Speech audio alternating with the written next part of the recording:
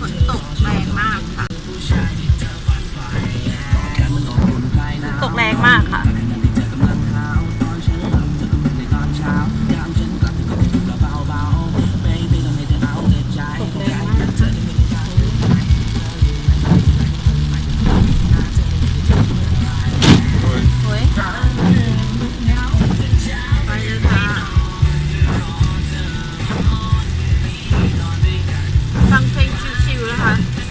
กลับบ้านไปนะคะดูนะคะฝนตกทำให้สามีเปลี่ยนไปค่ะติงตองนิดนึงอะไรนี่กลับบ้าน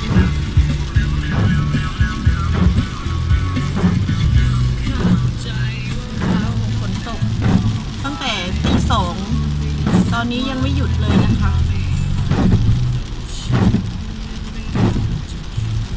ส่งตั้งแต่ตี 2ตอนนี้ยังไม่หยุดค่ะ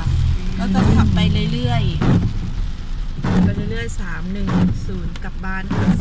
35กลางคืนมันเหงาตอนเช้าก็ยังไม่นอนไปเลยค่ะขับไปค่ะขับไปเรื่อยๆนะคะเดี๋ยวดูบรรยากาศตอนกลับบ้านนะคะ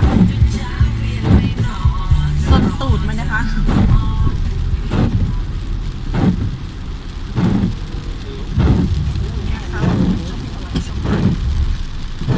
ขี่ชาติฝนตกนะคะระวังรถลื่นนะคะรถลื่นนะคะขับไปเรื่อยๆค่ะโอ้โหดูสิคะฝนตกมืดมากนะคะท้องฟ้ามืดมากค่ะบรรยากาศ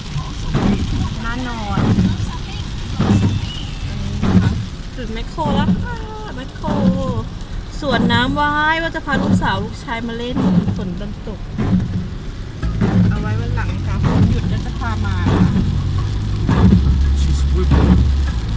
ขับไปเรื่อยๆค่ะขี่ชาติมันก็เล่นขวาเนาะ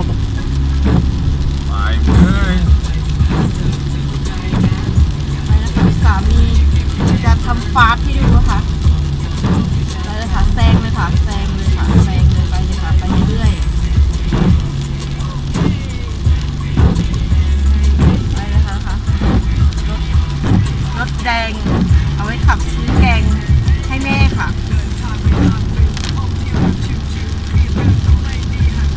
ใช่ค่ะเครียดเกินก็ไม่ดีค่ะกลับบ้านชิวๆก่อนกลับบ้านใช้คอนเซ็ปต์กลับบ้านค่ะบรรยากาศบ้านเฮาค่ะนครพนมฝนตกแรงมาก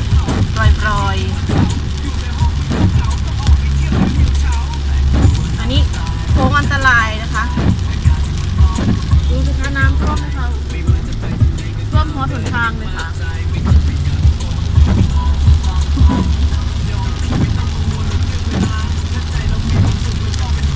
เรื่อยนะคะรถไม่ค่อยมีค่ะฝนตกถนนโล่งก็ฝนตกค่ะลื่นไหล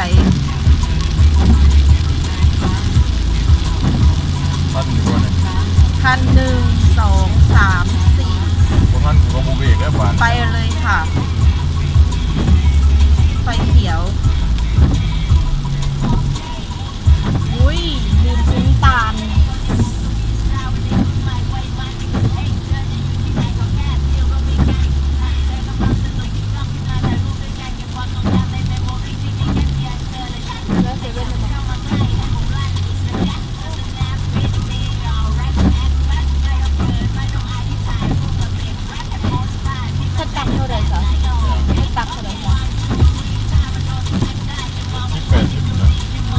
ไปซื้อน้ำตาลกันค่ะ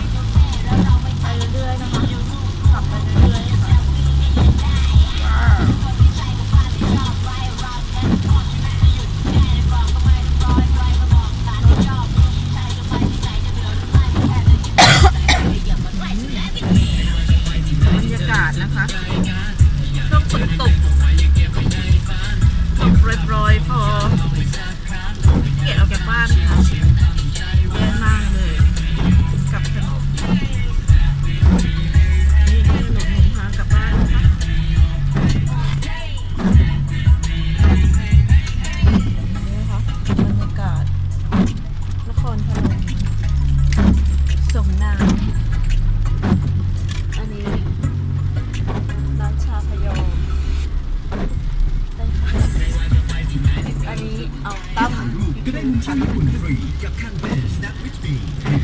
จะไปเรื่องเราจะเข้าเซเว่นกันนะคะ เพื่ออย่างนี้ เข้าเซเว่นกัน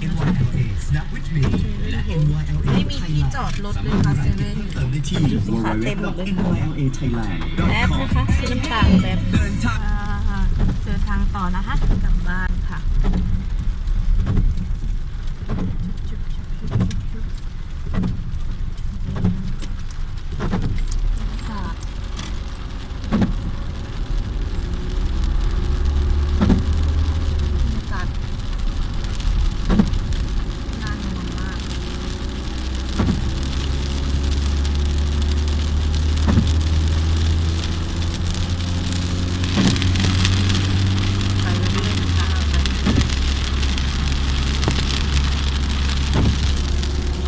ข้างทาง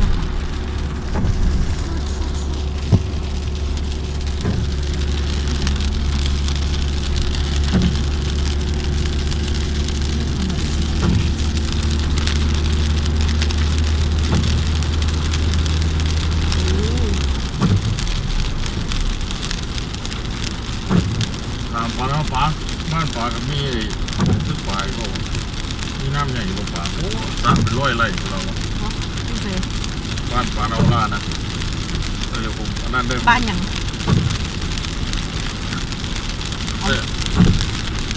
ไปทางไหนเขาเดาไป